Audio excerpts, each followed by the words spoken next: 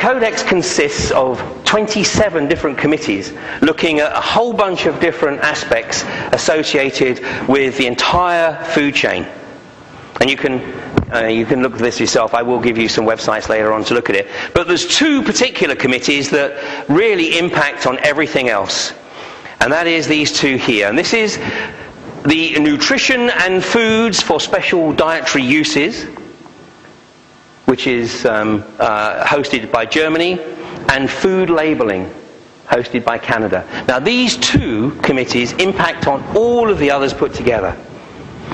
And so when I talk about Codex, in most cases I'm talking about these two committees. Because it's these two committees that are really setting the trend for where we're going on moving away from the choice of organic food and away from the choice of complementary and natural health care. This statement, and you have to forgive me for using the quote because this guy is a lawyer, so he has to use 100 words when probably 2 would do. But this is, I think, a pretty good summary of the whole thing. He says, Codex is the political equivalent of the current toxicology manuals because it endorses and promotes for international trade and consumption in the whole wide world everything from pesticides to irradiation, genetically engineered foods and synthetic analogues for drugs and nutrients in preference to biocompatible natural substances. Now what we're talking about here is the process of gradualism. So, if somebody says to you, oh, organic food, we're still going to have access to organic food in 2010, they're probably right. They're probably right. But if somebody says, oh, we're still going to have organic food in 2020, right now I would say they're probably wrong. Because this is the process of gradualism, and what the Codex committees do, because they're under phenomenal pressure from the pharmaceutical companies and the likes of Monsanto, they do it through gradualism. So it's little by little, push a little. And then every now and again they'll give a little, so they take your eye off the ball. I mean, as in France recently. In France, they said, okay, and what was announced in the media is the number of acres dedicated to organic farming would increase. And that was what hit the media. What they didn't say was that the number of acres that was going to be handed over to GM crops was going to increase at 3 times the rate. You have to find what's not written. The Codex was actually started in 1962, and I'm quite prepared to believe that the people who originally dreamed up the concept were, erring on the side of benevolence. It was only after the likes of Monsanto and the likes of the pharmaceutical industry saw the potential for reaping the benefits of Codex that they started to get on board here. And of course, what we're talking about here is organisations that have basically bottomless pockets. Now, bear in mind, I said in 2002, the profitability of the top 10 pharmaceutical companies exceeded the profitability of the other 490 companies in the Fortune 500. Now these guys have got people, teams of people, working on strategies to maximize the opportunities brought about by the implementation of Codex Alimentarius. I mean, I'm going to show you, this is a real David and Goliath situation. And I wouldn't be here tonight if I didn't think that David had a chance. I think David's got more than a chance, but there's a lot of groundwork to do to really give David a chance. Codex serves the economic interests of Big Pharma, and what is really a concern is that the World Trade Organization will implement Codex using Napoleonic law. Now, I wouldn't be at all surprised if there's hardly anybody in the room who knows what Napoleonic law is, because it's something that hasn't existed in the UK since 1215. Because in the UK, since Magna Carta, we've had common law. And what common law is that unless something is specifically banned, it's okay. Right? So unless something is specifically mentioned in a piece of legislation to outlaw it, it's okay. Napoleonic law is completely the opposite. Unless something is specifically mentioned, it's banned. And the way the pharmaceutical companies work and the way the food companies work is what they're trying to do with the Codex committees is make the testing process so outrageous and outrageously expensive that the only people that can afford to get things on the approved lists will be the Monsantos and the pharmaceutical companies.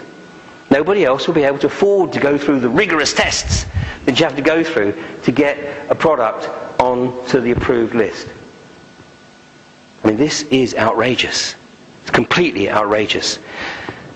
They nearly got away with this in the US in 1994. Now, I was actually living in the US at the time, and I didn't appreciate the significance of it, but I was aware that sort of people were hitting the streets big time, and they were always rallying at the Whole Food stores.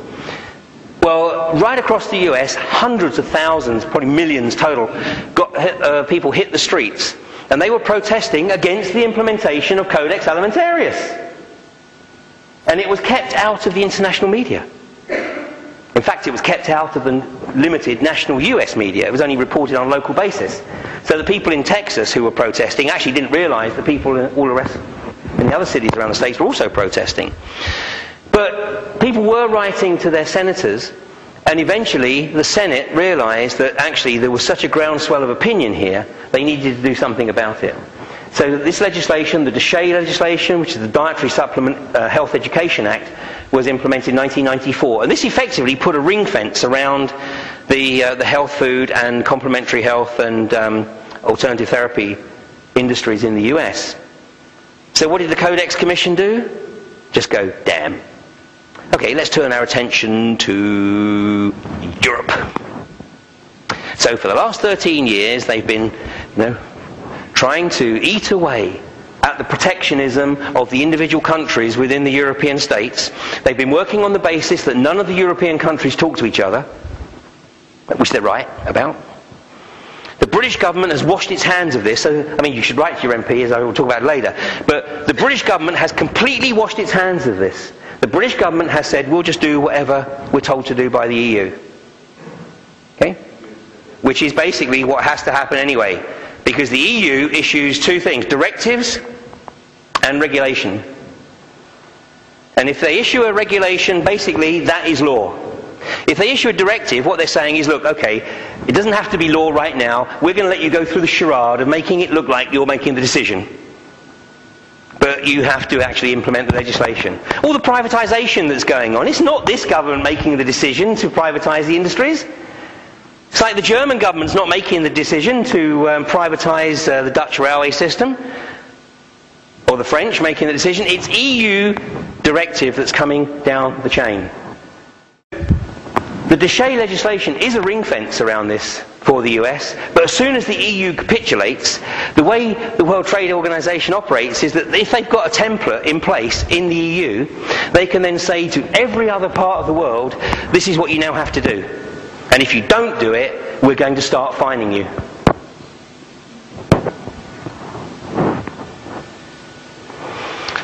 Here's a quick summary of Codex goals and objectives, and this is from the National Health Federation.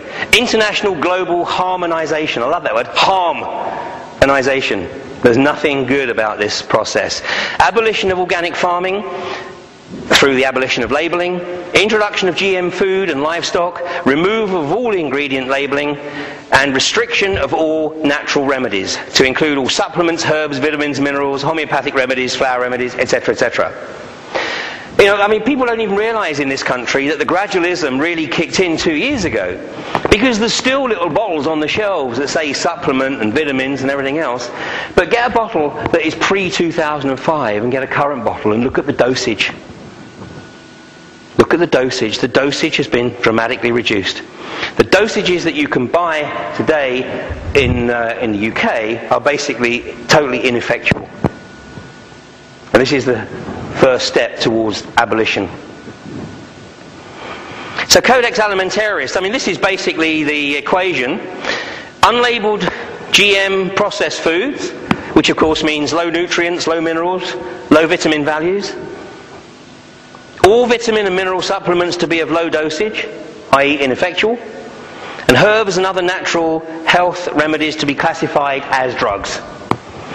The Alliance for Natural Health right now is actually fighting a case on behalf of a lady in France who is being it's a test case, obviously, but she is effectively being charged as with equivalent legislation of being a drug dealer. Third, you just had a woman in France arrested. It is now undergoing trial for selling 500 milligrams of vitamin C tablets.